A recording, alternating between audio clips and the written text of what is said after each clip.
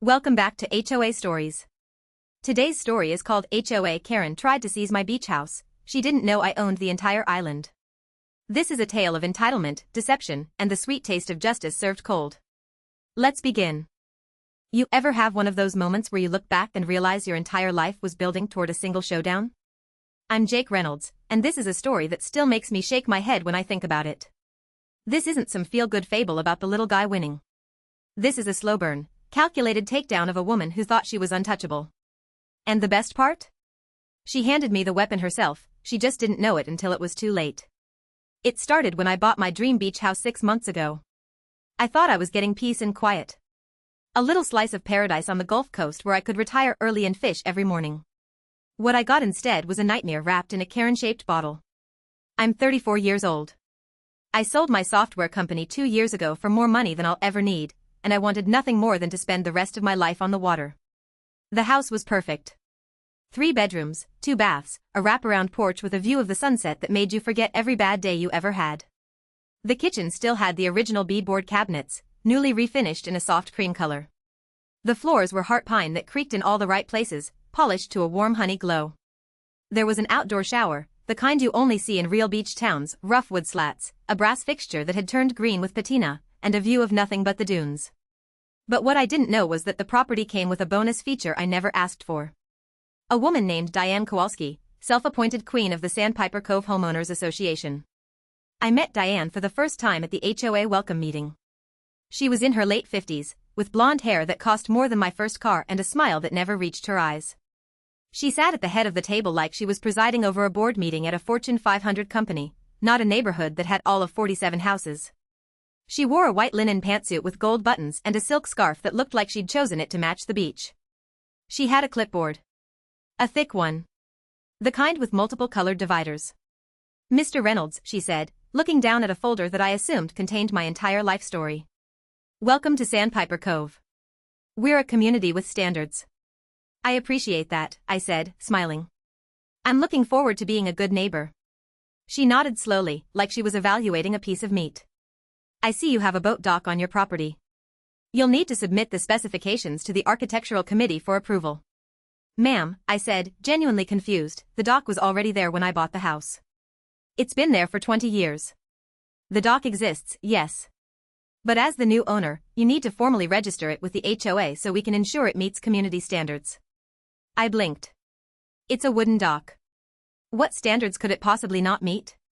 "The stain color, for one. Our community standard is a specific shade of cedar tone, Sherwin-Williams number SW3514. The previous owner used SW3513. It's a different base undertone." I looked around the room. The other board members were staring at their hands, not meeting my eyes. There was a woman in her 60s who was studying her coffee cup like it contained the secrets of the universe. A man in a polo shirt who was doodling on an agenda. Another woman who was scrolling through her phone. This was a dog and pony show. Diane ran the show, and everyone else was just there to rubber stamp it. "I'll look into it," I said, deciding to pick my battles. That was my first mistake. I gave her an inch. And like every bully who's ever lived, she took the whole mile. Over the next 3 months, Diane made my life a living hell. It started with the dock stain. I got it repainted to the approved color within a week. Cost me $800 and 3 days of my life coordinating with a contractor who specialized in marine coatings. Then came the letter about my grass being too tall. My grass was 3 inches. The HOA guidelines said 4 inches maximum. I measured it myself with a ruler. I photographed it next to a tape measure. Diane said it appeared too tall and I needed to cut it. I hired a lawn service. I cut it. Then came the letter about my boat. I had a 17-foot Boston whaler that I'd restored myself, rebuilt the transom, refinished the hull, put in a new engine. It was my pride and joy. It was parked in my driveway, which the HOA rules allowed for up to 72 hours while loading and unloading. I'd had it there for about 6 hours while I was cleaning it, waxing the fiberglass, checking the bilge pump. Diane cited me for extended storage of recreational vehicles. The fine was $50. I paid it. It wasn't worth the fight. I was still trying to be the good neighbor, still trying to believe that this was just some bureaucratic silliness that would settle down once she saw I was playing by the rules. Then things got worse. I came home one Tuesday afternoon to find a bright orange sticker on my front door. It was a violation notice, printed in all caps, with a stop sign graphic. The reason? My mailbox was the wrong color. According to the HOA, all mailboxes must be matte black, model MB 2000 or approved equivalent, mounted at a height of 42 inches from grade. My mailbox was matte black, model MB 2000, mounted at 42 inches. Diane had sent a photo to the committee claiming it was faded to a dark gray under direct sunlight and therefore non-compliant. She'd cited Section 17.4 of the Architectural Guidelines, and the fine was $200, plus late fees if not paid within 15 days. I called the HOA management company. The woman on the other end sounded exhausted. She'd clearly dealt with this before. "Sir, I can see the photo. It looks black to me. But Mrs. Kowalski is the Architectural Committee chair, and her ruling stands unless you appeal to the full board." "And how do I do that?" "The next board meeting is in 6 weeks." I paid the fine. But I was starting to get angry. The harassment from Diane didn't stop with the lawsuit. In fact, it escalated in ways that seemed designed to wear me down psychologically. 3 days after I received the lawsuit papers, I woke up to find 3 orange violation notices taped to my front door. One claimed my porch light was emitting non-standard lumens. Apparently the warm white LED bulb I'd installed was 300 Kelvin too yellow. Another cited my garbage cans for being improperly oriented. The lids were supposed to face the street at a 90-degree angle, not 85. The third was my favorite. My American flag, which I'd hung on Memorial Day, was displayed on an unapproved flagpole. I didn't even have a flagpole.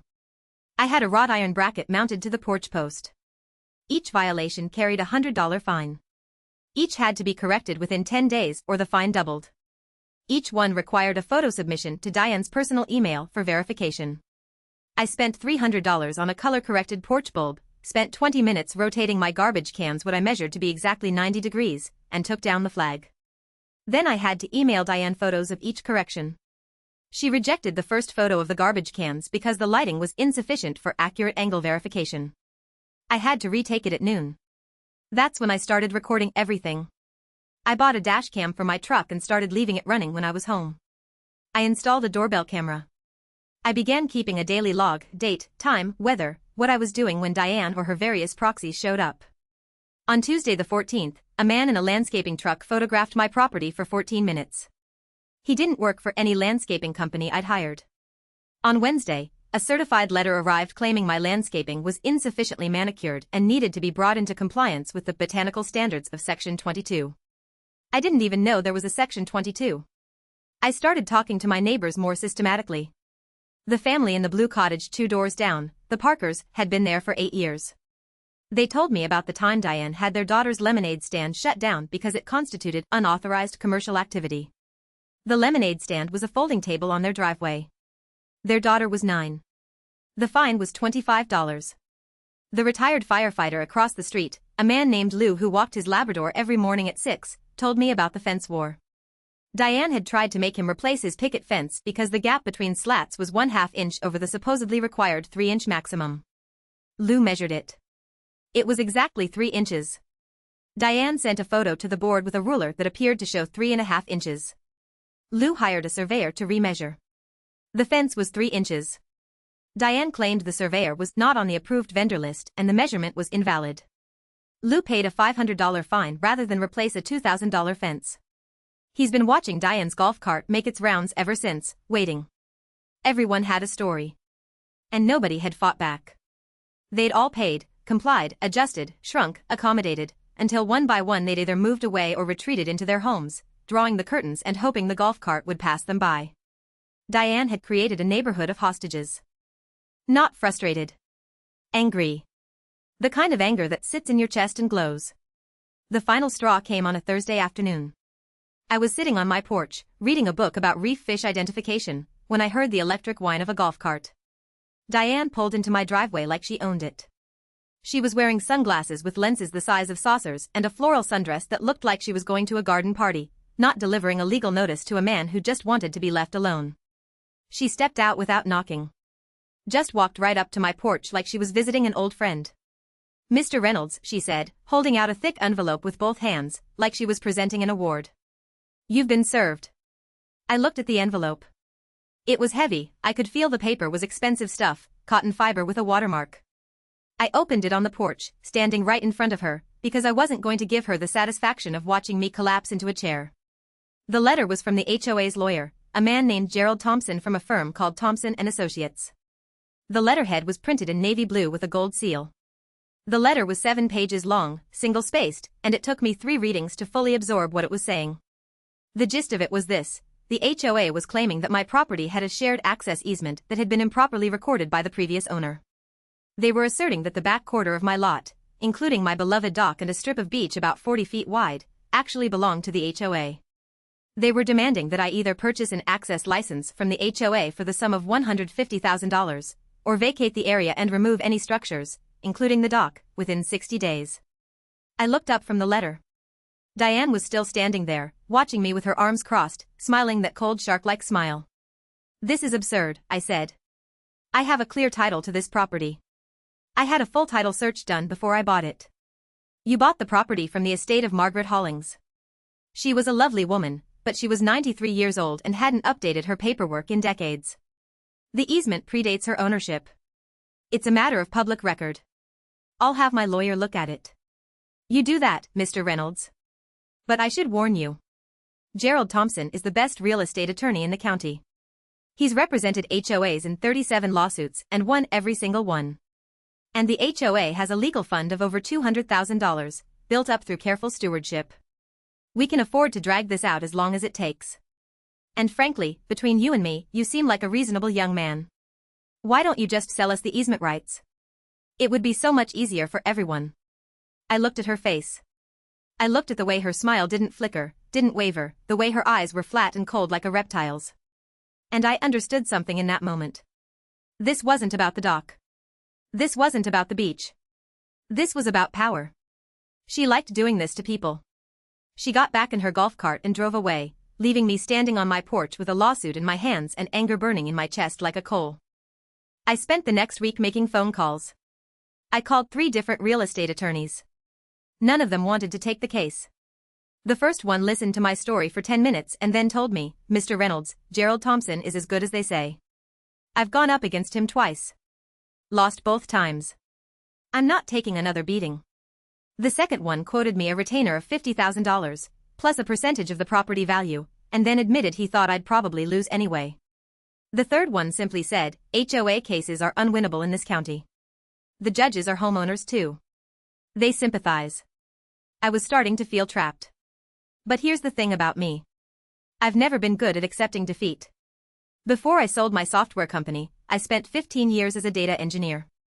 I built systems that could find patterns in massive datasets, terabytes of information, billions of data points. Fraud detection systems. Pattern recognition algorithms. I was really, really good at it. And when someone threatens to take something I love, I don't get a lawyer and wait for the system to help me. I start digging. I spent 2 full days at the county records office, sitting at a microfilm reader in a basement lit by fluorescent tubes that buzzed. I pulled title histories going back 70 years. I pulled property surveys. I pulled HOA incorporation documents, the original ones from 1972, typed on a manual typewriter with the occasional typo whited out. I went back to the beginning. And I found the original developer of Sandpiper Cove. A man named Robert Sanderson who'd built the community in 1972. Sanderson had owned the entire island. All 600 acres of it. He developed Sandpiper Cove on the south end, sold off lots to individual homeowners, and retained ownership of the northern half of the island, including a large tract of undeveloped land that included a nature preserve and, crucially, the island's only freshwater spring. And here's where it gets good. When Sanderson sold the lots, he'd included a specific clause in the HOA covenants. A clause that had apparently been forgotten over the decades by everyone except the filing cabinet. The clause stated that the HOA's authority was limited to the residential lots and common areas within section of the development. The dock area on my property and the beach access were in Section B, which had been designated as mixed-use commercial and residential and was explicitly excluded from HOA jurisdiction. Why had Sanderson done this? Because the original plan for Sandpiper Cove included a small marina and beach club that would be open to the public. The marina was never built, environmental regulations changed in the 1980s and the permits were denied. But the zoning designation and the covenant exclusion remained on the books, filed and recorded, never amended, never challenged. Diane's easement claim was complete garbage. The HOA had no authority over my dock or my beach access. The entire lawsuit was a bluff built on the assumption that I'd roll over and pay because fighting would cost too much. But I didn't stop there. I kept digging. Because something about Diane's confidence bothered me. She was too sure of herself. Too practiced. This wasn't her first rodeo. I found something else. Something that made my blood run cold. Diane Kowalski had been president of the Sandpiper Cove HOA for 12 years. During that time, the HOA's legal fund had gone from $50,000 to over $200,000. How? Through special assessments that Diane had voted through with a board that was either complicit or too intimidated to question her. But the assessments were interesting. They'd all been levied against properties that Diane had a personal interest in. Specifically, 3 properties that Diane had tried to buy over the years. The first was a beachfront cottage owned by a retired couple named the Harrisons.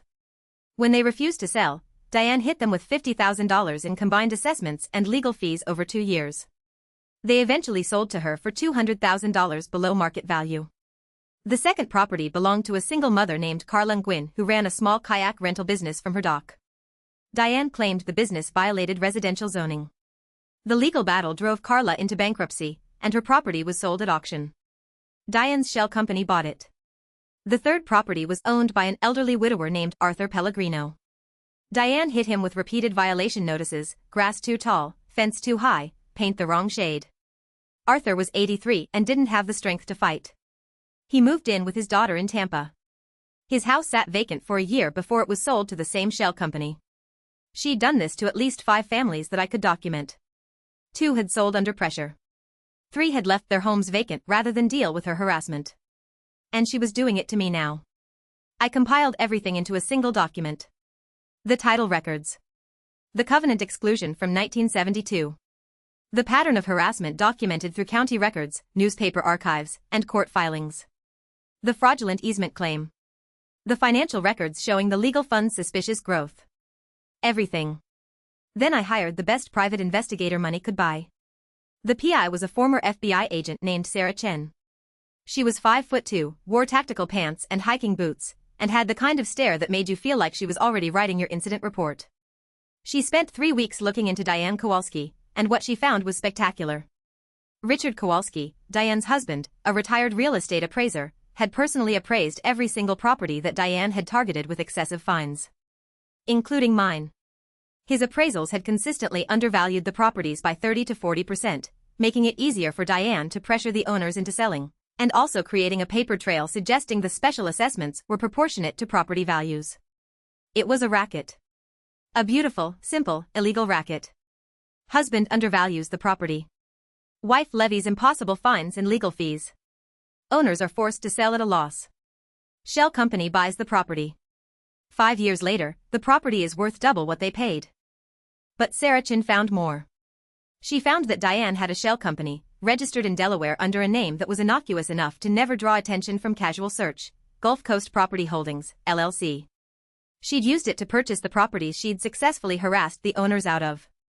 The LLC was registered to a UPS store mailbox in Wilmington, but the beneficial ownership documents, which Sarah obtained through a contact at the Delaware Secretary of State's office, listed Diane Kowalski as the sole member. One of those properties, the Harrison beachfront cottage, was now worth over $800,000. Diane had paid $210,000 for it. The Nguyen property, with its kayak rental dock, was worth $600,000. She'd paid $150,000. The Pellegrino house, a modest 2-bedroom, was worth $400,000. She'd paid $90,000. I had all the evidence I needed. Sarah Chen, the former FBI agent I'd hired, became more than just an investigator. She became a strategist. After 3 weeks of digging, she sat me down in my kitchen with a timeline laid out across 5 poster boards. Each board had photos, property records, financial documents, and color-coded yarn connecting them. "You want to know who Diane really is," she'd said. "She's not some bored retiree who got power-hungry. She's a professional. She's been running variations of this scheme since the mid-90s. Before Sandpiper Cove, she was president of an HOA in Naples. Before that, one in Fort Myers. Same pattern every time. Infiltrate the board, build the legal fund, squeeze the vulnerable properties, sell to a shell company. She's moved at least $4 million in undervalued property over 20 years. $4 million. I stared at that number for a long time. Why hasn't she been caught? I asked. Because she's careful. Each property, each HOA, each victim, they're all small enough that nobody fights. The losses are individual. 100 grand here, 200 there. The victims are too exhausted to talk to each other. And she's never stayed in one place long enough for a pattern to emerge. Sandpiper Cove was supposed to be her retirement. 12 years, her longest run. She was getting greedy. She was almost done. 1 or 2 more properties and she'd have the whole island. Sarah pulled out another folder. Inside were bank records, not Diane's, but her husband Richard's. He'd made over $400,000 in appraisal fees over 12 years, but his deposits told a different story. He'd received wire transfers from Gulf Coast Property Holdings every time a targeted property was acquired. Appraisal fees, supposedly. But the amounts were always exactly the difference between his lowball appraisal and the property's eventual sale price. He's not just complicit, Sarah said. He's her business partner. They split everything 50-50. Can we prove it? We can prove enough. And then she found the emails. Richard Kowalski had used his personal Gmail account for some of the LLC correspondence. Amateur mistake. The emails contained direct instructions to Gerald Thompson, the HOA lawyer, about specific properties to target. They discussed which families were vulnerable to pressure and which ones were likely to fight. Gerald Thompson wasn't just Diane's hired gun. He was her fixer, her advisor, her enabler. He'd been with her since the Fort Myers days. Why would a lawyer risk his license for this? I asked. Because Gerald Thompson is not a good lawyer. He's a mediocre lawyer who found something he's good at, intimidating people who can't afford to fight back. He's won 37 cases because 26 of them were unopposed defaults. The other 11, the other side ran out of money. He's never won a case on the merits where the other side had competent counsel. And he's terrified of discovery. If this goes to court, and I depose him under oath about his communications with Diane, he'll fold like a card table. Sarah had that look. The look of a predator who has found the weak spot in the prey's armor. So here's what we do, she said. We don't file a lawsuit. We don't go through the courts. We build a story so big and so public that the Attorney General's office can't ignore it. We make it impossible for Gerald Thompson to bluff. We make it impossible for Diane to intimidate anyone ever again. How? We find every victim. Every single person she's done this to. And we put them on the record. But I also had a decision to make. I could hire a lawyer and fight the easement claim in court. It would take years. It would cost a fortune. Gerald Thompson would bury me in motions and depositions until I ran out of money or patience, whichever came first. Or I could take a completely different approach. I called a journalist. Not a local news reporter who might have dinner at Diane's country club.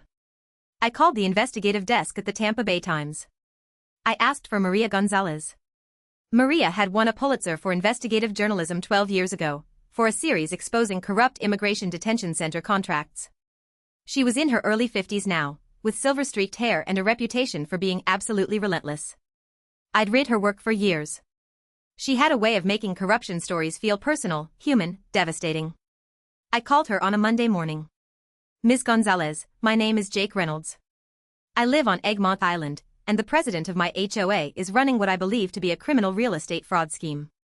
I have documentation spanning 12 years, 3 victims I can name, and a private investigator's report. I'd like to meet. She was quiet for a moment. Then she said, "How soon can you be in Tampa?" I drove up the next day with a banker box full of documents and a laptop full of spreadsheets. We met in a conference room at the Times building. She read through my summary, the one I'd prepared, a 20-page document with a table of contents and exhibits, without saying a word. Then she said, "Mr. Reynolds, if half of this checks out, this is one of the most brazen real estate fraud schemes I've ever seen. It's all public record, Ms. Gonzalez. I'm not a whistleblower. I'm a guy who got sick of being pushed around. Are you ready to go public? Because if I write this, Diane Kowalski is going to come after you with everything she has." "Let her," I said. "I've been ready since the day she put that orange sticker on my door." Maria spent 2 weeks verifying my information. She drove to the county records office herself. She interviewed the Harrisons at their new condo in Sarasota. She found Carla Nguyen, who had moved to Clearwater and was working at a seafood restaurant, and convinced her to go on the record. She confirmed the LLC registrations through her own sources. She ran the financial analysis past a forensic accountant. When she was done, she called me. "Mr. Reynolds, this story is ready. Are you sure you want to do this?" "I'm sure," I said. The article ran on a Sunday morning, front page, above the fold, with a 3-column photo of Sandpiper Cove taken from a drone. The headline read, "Sandpiper Cove HOA President Accused of Real Estate Fraud Scheme." It detailed everything. The fraudulent easement claims. The inflated legal fund. The shell company. The pattern of harassment against homeowners. The role of Richard's appraisals. The math on what the properties were worth versus what she'd paid. The response was immediate and it was nuclear. Within 24 hours, the Florida Attorney General's office announced an investigation into Diane Kowalski and the Sandpiper Cove HOA Board of Directors. The press release specifically mentioned a pattern of fraudulent real estate schemes targeting elderly and vulnerable homeowners. Within 48 hours, Gerald Thompson, the HOA's lawyer, withdrew from the case and announced through his own publicist that he was cooperating fully with all ongoing investigations. His statement was clearly written by a crisis communications firm. It contained the phrase "deeply troubled by new information" 3 times. Within 72 hours, the Sandpiper Cove HOA board held an emergency meeting. Diane was removed as president in a unanimous vote. The remaining board members, the same ones who'd been staring at their hands during my welcome meeting, issued a public apology to every homeowner who'd been affected, and announced they were hiring an independent auditor to review the last 12 years of financial records. But I wasn't done yet. Not even close. You see, while I'd been digging into Diane's past, I'd found something else. Something that tied the whole story together in a way I never expected. That freshwater spring on the north end of the island? The one Robert Sanderson had retained ownership of when he developed Sandpiper Cove? The one that was supposed to be part of the beach club that never got built? When Sanderson died in 2008, his estate had been split between his 3 children. One of them, a man named Thomas Sanderson, had inherited the northern half of the island, including the spring and the nature preserve. But Thomas had run into financial trouble in 2015, gambling debts according to Sarah Chen's sources, and had been forced to sell. The buyer of that land? Gulf Coast Property Holdings. Diane's shell company. Diane hadn't just been targeting individual homeowners for their beachfront properties. She'd been systematically trying to acquire the entire island. The north end was already hers. The properties she'd been targeting were all on the south end, strategically located to give her control of the entire coastline. She owned the spring, the nature preserve, and the undeveloped land. If she could acquire 3 or 4 more key properties, mine included, she would control access to the entire island. Her plan, as near as I could piece together from her emails and the LLC's tax filings, was to acquire enough land to force a vote to dissolve the HOA, at which point she would own a controlling interest in the island's developable land. She'd then sell the whole package to a resort developer for millions of dollars. I had owned my beach house for 6 months. I'd paid $750,000 for it. According to Sarah Chen's estimates, if Diane's plan had succeeded, the island would have been worth over $40 million to a resort developer. $40 million. And I held the deed to one of the key properties she needed. And she was 3 properties away from pulling it off. I gave all of this to Maria. She published a follow-up article 2 weeks later. The Island Scheme, How One HOA President Almost Stole a Florida Island. It had diagrams. It had a timeline. It had quotes from real estate analysts who estimated the development value of a private Gulf island at $50 to $60 million. The fallout was thermonuclear. Diane was arrested at her home on a Tuesday morning, let out in handcuffs while the local news helicopters circled overhead. The charges included wire fraud, mail fraud, conspiracy, and racketeering. Her husband, Richard, was arrested the same day for his role in the fraudulent appraisals. When they searched their primary residence, a waterfront mansion in a neighboring county, they found a safe containing $200,000 in cash and a ledger listing 12 additional properties Diane had been targeting, including mine. Their assets were frozen. The shell company was seized by the state. The properties, including the Harrison Cottage, the Gwyn Kayak Rental, and the Pellegrino House, were placed into a court-supervised receivership pending restitution for the victims. The remaining homeowners in Sandpiper Cove formed a new HOA board. They rewrote the covenants to include strict term limits for board members, mandatory financial audits every year by an independent CPA, and a homeowner bill of rights that explicitly protected residents from the kind of harassment Diane had perfected. The first meeting of the new board was standing room only. People brought casseroles. As for me, I still have my beach house. I still fish every morning. I still sit on my porch and watch the sunset, and the dock, the one that started all of this, is still there, freshly stained in that ridiculous SW3514 cedar tone. When I look at it now, I smile. But something interesting happened after the articles ran. Thomas Sanderson's siblings, the ones who had been cut out of their father's will, contacted me. They'd seen the articles and recognized my name from the title search records that had been cited in Maria's reporting. It turned out that Robert Sanderson had actually intended to leave the entire island to all three of his children equally. But Thomas had manipulated their father in his final years, convincing him that his siblings were trying to steal the land. Thomas had gotten their father to change the will. The siblings had suspected it for years but had never been able to prove it in court. But now, with the shell company exposed and Thomas's financial desperation coming to light, he'd sold the north end of the island to Diane for pennies on the dollar, knowing full well what she intended. They had a case. They asked me if I wanted to join them in a lawsuit against Thomas's estate. I said yes. We won. The court ruled that the island's north end, including the freshwater spring, rightfully belonged to the three Sanderson siblings. Thomas's share was reduced to zero, and the court ordered the return of the properties to the estate for redistribution. But his siblings didn't want the land. They'd been city people their whole lives. One was a professor at the University of Miami, the other ran a nonprofit in Jacksonville. They asked me if I wanted to buy them out. I thought about it for a long time. I didn't need more land. I didn't need money. But I also knew what would happen if a private developer got hold of it. Condos. A marina. A resort with a spa and valet parking. The end of the nature preserve, the end of the spring, the end of everything that made this island special. So I said yes. I bought the entire north end of the island. 300 acres of pristine nature preserve, including the freshwater spring. I paid fair market value, which was substantial, but I could afford it. And I turned it into a conservation trust. The work of restoring the north end took 8 months. We removed 14 tons of illegally dumped construction debris that Thomas Sanderson had allowed to accumulate to avoid disposal costs. We dredged a small inlet where sediment had choked the natural water flow, bringing back schools of mullet and the occasional manatee that had once been common. We planted 300 native sea oats along the dunes, stabilizing the shoreline against the seasonal storms that rolled in every August. The spring itself required the most delicate work. We brought in hydrologists to map the aquifer, installed monitoring wells to track water quality, and worked with the Florida Fish and Wildlife Conservation Commission to list the surrounding wetlands as protected habitat. I hired a local ecologist named Dr. Elena Vasquez to oversee the restoration. She'd grown up on the Gulf Coast, studied marsh ecosystems at the University of Florida, and had a tattoo of a roseate spoonbill on her forearm. She walked the property every day, noting bird species, tracking invasive Burmese python sightings, marking the locations of gopher tortoise burrows so we could route trails around them. One morning she found a Florida panther track in the wet sand near the spring. We installed camera traps along the game trails. Within a month we had footage of not just the panther, a young male, probably dispersing from the big cypress population, but also bobcats, otters, and a black bear that nobody had known was using the island. The north end became something rare on the Florida coast, wild land that stayed wild because someone chose to protect it rather than exploit it. No development. No resorts. No golf courses. Just the way Robert Sanderson originally intended it. I hired a small team to manage it.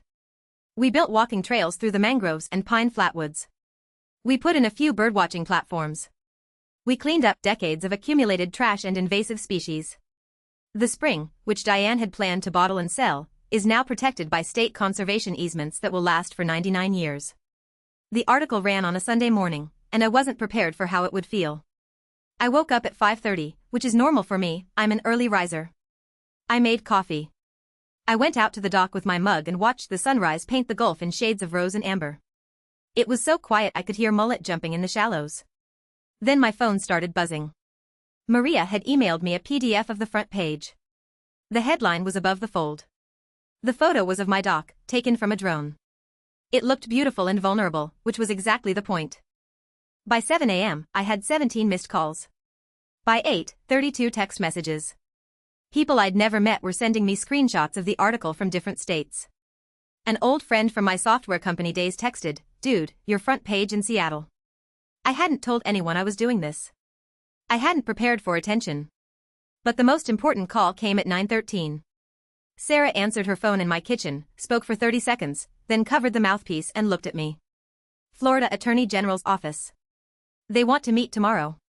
They have questions. Are we in trouble? No, she said, smiling for the first time in 3 weeks. They want an interview. They're opening a formal investigation.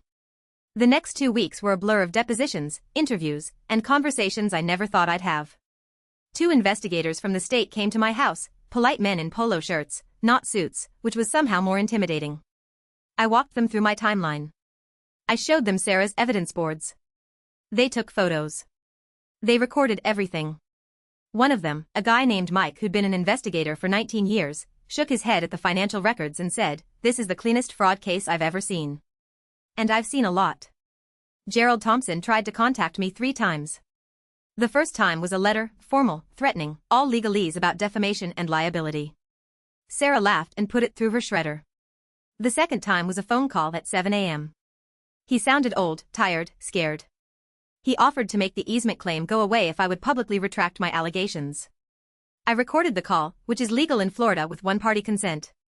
I told him to save it for his deposition. The third time was a text message from a number I didn't recognize. "You've made a powerful enemy. Be careful." Sarah traced it to a burner phone. We added it to the evidence file. Then came the arrests. Sarah called me from the parking lot of Diane's subdivision. It just happened. 2 unmarked SUVs, 4 agents. She's in handcuffs. Richard too. They're walking them out right now. I didn't go to the courthouse for the arraignment. I didn't want to be part of the spectacle. But I watched the footage on the evening news. Diane's hair was a mess. Richard was trying to hide his face behind a manila folder. They both looked very small, very human, very ordinary. The smile was gone from Diane's face. She didn't look like a queen anymore. She looked like an old woman who had made a series of terrible choices and was finally facing the bill. The trial was 8 months later. I testified for a full day on the stand. The defense attorney tried to paint me as a vengeful neighbor with an axe to grind. He asked me about my obsession with Diane. He suggested I had manufactured the evidence. He brought up my software company sale, implying that I was just a rich guy who enjoyed playing detective. The prosecutor, a woman named Angela Ruiz who I'd come to deeply respect, objected twice and then let it go.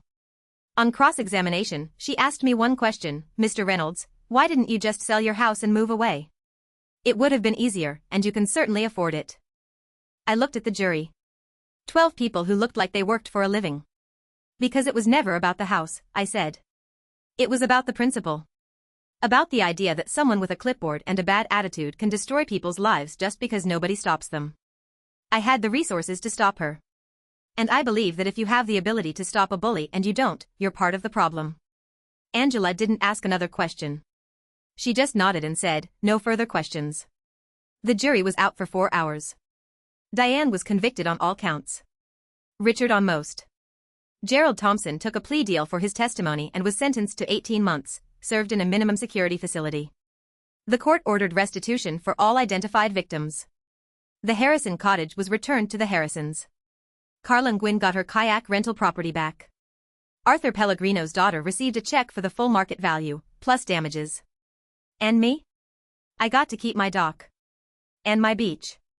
And my house. And my sunrise. Diane Kowalski is serving 8 years in state prison. She's eligible for parole in 6. Richard got 4 years and was stripped of his appraiser license permanently. Gerald Thompson was disbarred for 6 months and left the state. I visit the island's north end every weekend now. I walk the trails through the preserve. I drink water from the spring, it's sweet, with a hint of minerals. And I think about how close she came to taking it all away. How close we all came to never knowing this place existed. Some people say I got lucky. That I happened to have the skills and resources to fight back. Maybe they're right. Maybe I was lucky. But here's what I haven't told you yet. The real reason I wouldn't give up, the thing that kept me sitting at that microfilm reader at 2 in the morning when my eyes were burning and my back was screaming. It wasn't just the house. It wasn't just the dock. It was the fact that I'd already almost lost everything once, and I swore I would never let someone take something from me through sheer bullying again. When I was 19, my father got sick. Pancreatic cancer. He was dead in 11 months. My mother had died when I was 7 from a brain aneurysm, so it was just me and my sister, Elena. Dad had a small house in a working-class neighborhood in St. Pete, clear title, no mortgage. His only asset. He'd worked double shifts at a refrigeration plant for 30 years to pay it off. When he got sick, our uncle, his own brother, convinced Dad to sign a power of attorney just to help with the medical bills. Dad trusted him. 2 weeks before Dad died, I found out that my uncle had taken out a reverse mortgage on the house. Taken all the equity, every cent, and put it into a business investment that turned out to be a timeshare scam he was running. The house was gone. We had 30 days to leave. Elena was 16. I was 19. And I stood in that empty living room, the night before we had to move out, and I promised myself I would never let anyone take advantage of me like that again. I would never be small. I would never be powerless. I would learn enough, earn enough, build enough, that nobody could ever push me around with a clipboard and a smug smile. That's why I learned code. That's why I built that software company. That's why I stayed up until 4 a.m. rebuilding that Boston whaler from a rotted hulk, learning fiberglass work from YouTube videos. I need to know I can fix things. I need to know I can build things. I need to know I can fight. So when Diane Kowalski walked onto my porch with that envelope, when she smiled that crocodile smile and threatened to take my dock and my beach, something inside me didn't just get angry. Something inside me woke up. That 19-year-old kid standing in an empty living room looked at me across 18 years and said, "Not this time. Not ever again." That's why I kept going to the county office even when the clerk told me the records I needed were probably destroyed in Hurricane Irma. That's why I drove to Tallahassee to dig through state and corporation archives that nobody had touched in decades. That's why I spent $14,000 on a private investigator when most people would have just hired a lawyer and settled. Because this wasn't about a doc. This was about refusing to be the same scared kid who watched his family's house disappear because he didn't know how to fight back. But I don't think luck had much to do with it. I think it was about refusing to be a victim. About looking at a threat that seemed overwhelming and deciding that instead of running away from it, I was going to dig until I found the truth. So here's my advice to anyone dealing with a Karen in their life. Don't fight on their terms. Don't get a lawyer and spend years in court, bleeding money and sanity. And for God's sake, don't let them make you feel helpless. They want that. They feed off it. Instead, get curious. Start digging. Ask questions that nobody else is asking. Look for the pattern, because there's always a pattern. The thing about bullies like Diane is that they think they're smarter than everyone else. They think they've covered their tracks, buried the evidence, made themselves untouchable. They haven't. They never do. And when you find that one thing they thought nobody would ever find, that forgotten document, that legal loophole, that pattern of behavior, the power shifts. All at once. Completely. And the feeling of watching them realize you know, watching their carefully constructed world come crashing down, is the sweetest justice there is. I think about that every morning when I step onto my dock. Every evening when I watch the sunset over the Gulf. Every weekend when I walk through the preserve that should have been a resort. I think about it, and I smile. Because in the end, the good guys won. And that HOA Karen who thought she could take everything from me? She learned the hard way that the person you're trying to screw over might just be smarter than you. And that when you push someone too far, you have no idea what they're capable of finding. The island is safe. The beach house is safe. The spring is safe. And I'm happier than I've ever been. All because I refused to let a bully win. And now I've got $40 million worth of reasons to be glad I didn't. Thanks for watching HOA Stories. If you enjoyed this tale of one man taking down a corrupt HOA president, please like, subscribe, and hit the notification bell so you don't miss our next story. The fight for your home is never easy, but as Jake proved, the truth always comes out in the end. See you in the next video.